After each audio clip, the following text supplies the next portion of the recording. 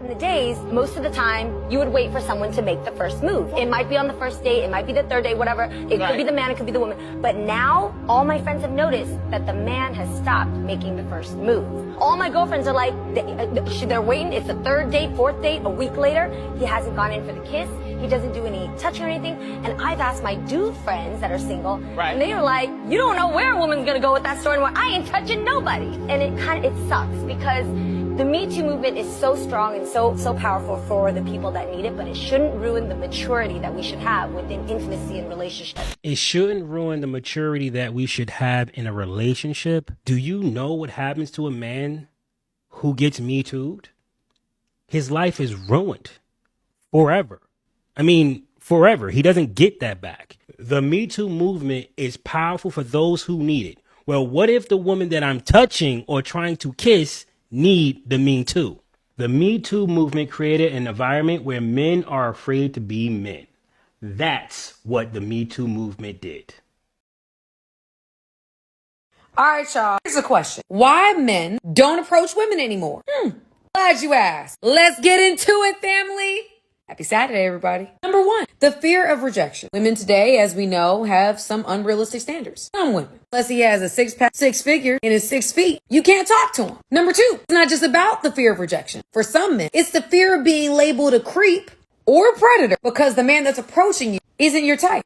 So because he's interested in you, he a creep? Come on now. Number three, online dating, which has made it so men don't have to get rejected in person. Number four, social media. Now you can just run up in somebody's DM. You don't have to have communication skills. I think all this technology and everything has made our communication skills terrible, y'all. Terrible. And last, we've seen how women will reject men in unnecessarily rude ways. It's okay to not be interested, to try to embarrass them. Y'all, we gotta stop.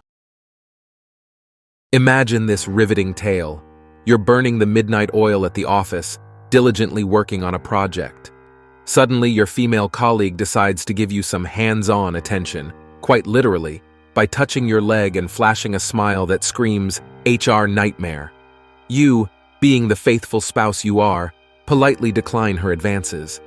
But she's persistent, brushing off your marital status like it's yesterday's news. Despite your clear rejections, she continues her awkward flirtation, making your workspace feel more like a sleazy bar. Then plot twist. You're summoned to HR and accused of harassing her. Yes, you read that right. The person who's been making you squirm is now claiming you're the problem. Fortunately, Big Brother, aka CCTV cameras, comes to your rescue, proving your innocence. But hold your applause because the consequences for her are about as severe as a slap on the wrist.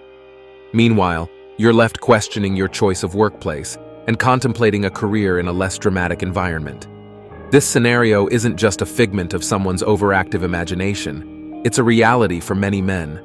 The fear of false accusations looms large, leaving them to tiptoe around their female colleagues like they're walking through a minefield. The Me Too movement, while important, has inadvertently created a culture of fear and suspicion. Men are now more reluctant to engage with female coworkers for fear of being the next target of a baseless accusation. So, congratulations, Me Too. You've succeeded in making workplace interactions more awkward and distrustful. The report reveals a startling trend. 20% of men actively avoid private interactions with female coworkers. Even more alarming, a third or more of men admitted they would feel terrified to be alone with a woman in the office, as highlighted in the study's primary research. Why the fear? It's simple. They don't want to risk being falsely accused of misconduct. In today's climate, it only takes one accusation, whether true or not, to derail a man's career. The power dynamics are clear. One email, call, or chat with HR, and a man's livelihood hangs in the balance. Men feel like they're presumed guilty until proven innocent, a chilling prospect for anyone. If a woman were to falsely accuse a man of harassment, he could lose his job, his reputation, and any hope of future employment. This imbalance of power in the workplace is undeniable. As a result, it's no wonder that 21% of men admitted they would hesitate to hire a woman for a job that requires close interaction, such as business travel. Additionally, 19% of men confessed they would be reluctant to hire a woman based on societal norms of attractiveness. These statistics paint a bleak picture of the current state of affairs, where fear and mistrust have permeated workplace interactions, ultimately harming both men and women in the professional sphere. This survey reveals a rather amusing shift in workplace dynamics. While men used to be quite comfortable working with women, recent findings suggest they've developed a sudden aversion. Now, a whopping 21% of men are reluctant to hire women for roles requiring close interpersonal interactions, a significant jump from the previous 15%. What's the deal? Apparently, men have grown weary of the drama and gossip they believe women bring to the office. They also seem to think women don't belong in private, confidential meetings where important information is exchanged. Oh, the horror of being alone with a female coworker in a cramped conference room. It's enough to make them choose a male colleague just to avoid any raised eyebrows. And it's not just a US thing. This trend is spreading across Europe, England, and beyond. The aftermath of Me Too is still lingering in corporate sectors worldwide, creating an atmosphere of distrust and caution. Men seem to be of the opinion that the Me Too movement has gone off the rails, resulting in baseless accusations that can ruin careers. This fear of false allegations has made men skittish about working with women, opting instead for the company of other men. Despite modern women's frustrations at being sidelined in the workplace, many fail to grasp the root cause. For men, their work is their bread and butter, supporting their families and households. The mere thought of false accusations jeopardizing their livelihoods is enough to make them steer clear of women at work. As a result, men are increasingly gravitating towards male colleagues for collaboration, finding them more reliable and less likely to stir up trouble.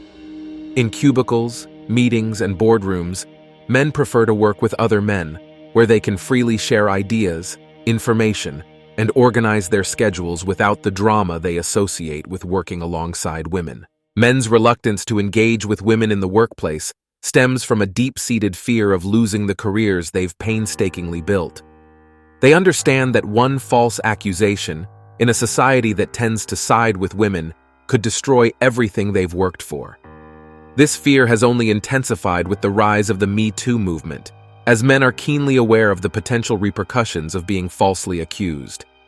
It's important to note that this fear isn't exclusive to men. Women, too, are showing a reluctance to hire other women, with more than 10% of both men and women indicating they would be less inclined to hire attractive women. This bias may stem from society's tendency to favor and believe attractive individuals more than others, a phenomenon often perpetuated by popular culture. The blurred lines between acceptable and inappropriate behavior in the workplace have only added to this climate of fear. Innocuous actions, such as joking with a coworker, can now be misconstrued as harassment, leading to unwarranted scrutiny and interrogation by HR. Men are even wary of simple gestures like shaking hands, fearing they could be interpreted as harassment. Despite these challenges, studies have shown that both men and women have a clear understanding of what constitutes harassment. There is a general consensus on what behaviors are unacceptable, debunking the myth that men are clueless about workplace boundaries. In conclusion, the fear and apprehension among men regarding interactions with women in the workplace are rooted in a desire to protect their careers and reputations. This complex dynamic underscores the importance of clear communication, mutual respect, and a shared understanding of acceptable behavior in professional settings. According to one of the researchers, the notion that men are unaware of their behavior's inappropriateness or that women exaggerate harassment is largely inaccurate. In fact, women tend to define harassment more broadly than men. Most men are capable of distinguishing between appropriate and inappropriate behavior and understanding the nuances of what constitutes harassment. However, from a woman's perspective, the definition of harassment can be much broader.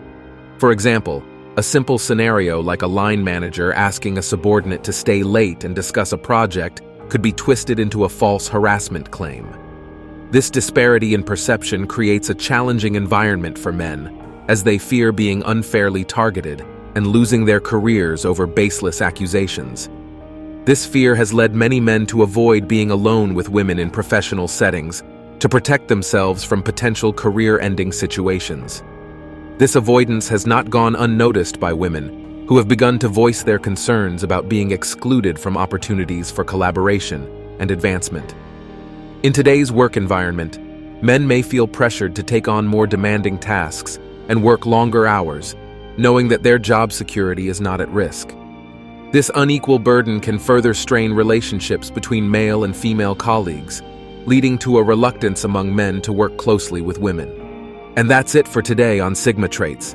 Make sure you hit that like button, smash that subscribe button, and don't forget to ring that notification bell. Support this channel through membership. You can also support through PayPal, link in the description. Let us know your thoughts in the comments below. See you all tomorrow.